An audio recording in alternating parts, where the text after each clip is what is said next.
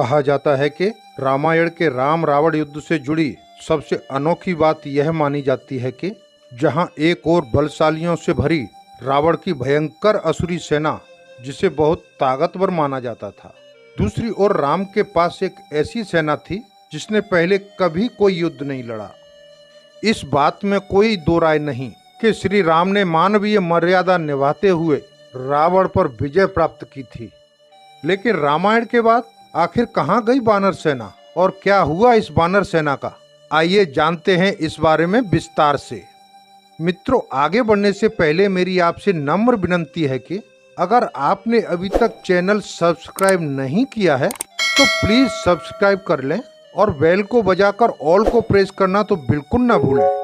मित्रों, मेरी हमेशा यही कोशिश रही है कि मेरी वीडियो देखकर कोई निराश ना होने पाए, क्योंकि मेरी वीडियो को जो आप समय देते हैं ना, उसकी कीमत मैं अच्छे से समझता हूँ। तो मित्रों, चलिए कहानी में आगे बढ़ते हैं। जब माता सीता को रावण पंचवटी से हर ले गया था, तब राम और लक्ष्मण खोजते खोजते किष्किंधा राज्य पहुंचे। किष्किंधा में वानर राज बाली राज्य करते थे। वानर राज बाली और सुग्रीव दो भाई थे और दोनों ही बड़े बलवान थे। लेकिन बाली को देवताओं के द्वारा कुछ वरदान मिले थे, जिसके द्वारा वह महाबलशाली हो गया था। तीनों लोकों में किसी के पास बाली को जीतने का सामर्थ्य नहीं था। दरअसल बाली के गले में इंद्र के द्वारा दिया गया एक स्वर्ण हार था, जिसको ब्रह्मा जी ने अभिमंत्रित करके बाली को वरदान दिया था कि जो भी तुमसे लड़ने आएगा उसका आधा बल बाली के अंदर समा जाएगा। इसका बाली को बड़ा घमंड था। उसने अपने छोटे भाई सुग्रीव की पत्नी को भी जबरदस्ती अपने पास रखा था और सुग्रीव को आए दिन प्रताड़ित करता रहता था। सुग्रीव बाली के डर से ऋषिमुख पर्वत पर रहते थे, जहां बाली नहीं पहुंच सकता था।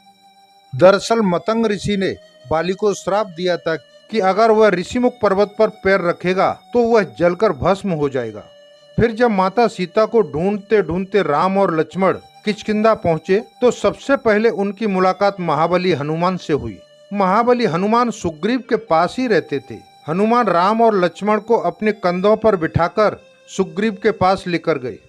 राम ने जब सुग्रीव की कहानी सुनी तो सुग्रीव और राम में मित्रता हो गई। भगवान राम ने मित्र धर्म को निभाते हुए सबसे पहले सुग्रीव के दुखों का निवारण किया और बाली को मौत के घाट उतारकर सुग्रीव को किष्किंधा का राजा बनाया। फिर माता सीता की खोज शुरू हुई।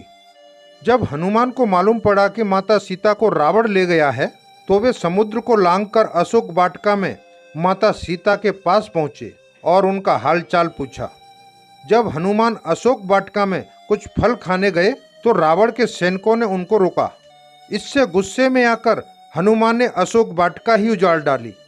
तब मेघनाद के द्वारा हनुमान को बंदी बनाकर रावण के दरबार में ले गया, जहां रावण के आदेश पर हनुमान की पूंछ में आग लगा दी, परंतु हनुमान ने इसी आग से पूरी लंका जला डाली।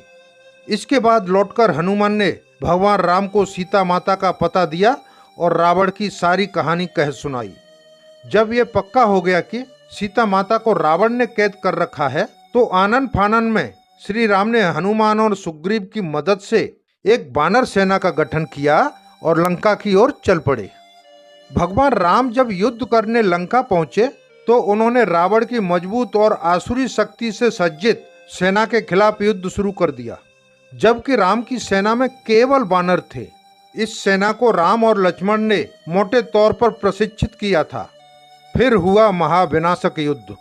इस युद्ध में विभीषण को छोड़कर रावण का पूरा वंश नष्ट हो गया। इसके बाद विभीषण को लंका का राजपाट सौंप दिया। यहाँ तक तो सब जानते हैं, लेकिन राम की विजय के बाद ये लंबी चौड़ी वानर सेना कहाँ चली गई, इसका कहीं कोई जिक्र नहीं मिलता। वाल्मीकि रामायण के अनुसार राम रावण युद्ध में वानर सेना की महत्वपूर्ण भूमिका रही। अब सवाल उठता है कि इस वानर सेना का नेतृत्व करने वाले उस समय के महान योद्धा सुग्रीव और अंगद का क्या हुआ? मित्रों, रामायण के उत्तर कांड में उल्लेख है कि जब लंका से सुग्रीव लौटे तो उन्हें भगवान श्री राम ने किष्किंधा का राजा बनाया और बाली के पुत्र अंगद को युवराज। इन दोनों ने मिलकर कई सालों तक राज्य किया। राम रावण युद्ध में योगदान देने वाली वानर सेना सुग्रीव के साथ ही कई वर्षों तक रही, लेकिन इसके बाद उसने शायद ही कोई बड़ी लड़ाई लड़ी। हालांकि इस वानर सेना में अहम पदों पर रहे लोग किष्किंधा में भी अहम जिम्मेदारियां निभाईं। वानर सेना में महत्वपूर्ण योगदान देने वाले नल और नील कई वर्षों तक सुग्रीव के राज में मंत्री रहे। तो वहीं युवराज अंगद और सुग्रीव ने मिलकर किष्किंधा राज्य को और समृद्ध और बड़ा किया। गौरतलब है कि किष्किंधा आज भी है। मित्रों, किष्किंधा कर्नाटक में तुंगभद्रा नदी के किनारे है। ये बेल्लारी जिले में आता है, जबकि विश्व प्रसिद्ध हम्पी के बिल्कुल बगल में है। इसके आसपास प्राकृतिक खूबसूरती बिखरी हुई है। मित्रों, किष्किंधा के आसपास आज भी ऐसी कई गुफाएं और जगह हैं जहां राम और लक्ष्मण रुके थे। वहीं किष्किंधा में वो गुफाएं भी हैं जहां वानर साम्राज्य था। इन गुफाओं के अंदर रहने की खूब जगह है और इनके चारों तरफ खूबसूरती की छटा फैली हुई है। मित्रों, किष्किंधा के आसपास ही काफी बड़े इलाके में घना जंगल फैला हुआ है, जिसे दंडक वन या दंडकारण्य वन कहते हैं। यहाँ रहने वाली जनजाति को आज भी वानर कहा जाता है, जिसका अर्थ होता है वन में रहने वाले लोग। रामायण में किष्किंधा के पास जिस ऋषिमुख पर्वत की बात कही गई है, वह आज भी उसी के नाम से तुंगभद्रा नदी के किनारे पर स्थित है। यहीं पर हनुमान जी के गुरु मतंग ऋषि का आश्रम था। मित्रों, तमिलनाडु की एक लंबी तट रेखा है जो लगभग 1000 किलोमीटर तक विस्तारित है। कोंडिकरई समुद्र तट वेलांकनी के दक्षिण में स्थित है, जो पूर्व में बंगाल की खाड़ी और दक्षिण में फाल्क स्टेट से घिरा हुआ है। यहीं पर श्री राम की सेना ने पहला पड़ाव डाला था। कोंडिकरई में इकट्ठा करके सलाह मंत्रणा की थी। फिर इसी वानर सेना ने रामेश्वरम की ओर कूच किया, क्योंकि कोंडिकरई से समुद्र पार करना मुश्किल था। श्री राम ने रामेश्वरम के आगे समुद्र में वह स्थान ढूंढ निकाला जहां से आसानी से श्रीलंका पहुंच सकें।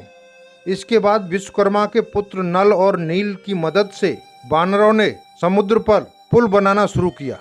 वानर सेना में वानरों के अलग अलग झुंड थे और हर झुंड का अपना एक सेनापति था, जिसे यूथपति कहा जाता था। यूथ अर्थात झुंड।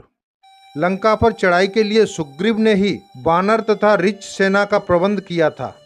ये संख्या में करीब 1 लाख के आसपास थे। ये सेना राम के कुशल प्रबंधन और संगठन का परिणाम थी। विशाल वानर सेना छोटे छोटे राज्यों की छोटी छोटी सेनाओं व संगठनों जैसे किष्किंधा, कोल, भील, रीच और वनों में रहने वाले रहवासियों आदि का संयुक्त रूप थी। माना जाता है कि लंका विजय के बाद ये विशाल वानर सेना फिर अपने राज्यों के अधीन हो गई, क्योंकि अयोध्या की राजसभा में राम के राज्याभिषेक के बाद लंका और किष्किंधा आदि राज्यों को अयोध्या के अधीन करने का प्रस्ताव को ठुकरा दिया था। ये वानर सेना राम के राज्याभिषेक में भी अयोध्या गई थी और फिर वापस लौट गई। मित्रों, ये कथा आपको कैसी लगी कमेंट करके जरूर बताइए, और वीडियो अच्छी लगी हो तो एक लाइक जरूर करें और कमेंट में जय श्री राम अवश्य लिखें। Thank you for watching my video. जय हिंद, वंदे मातरम।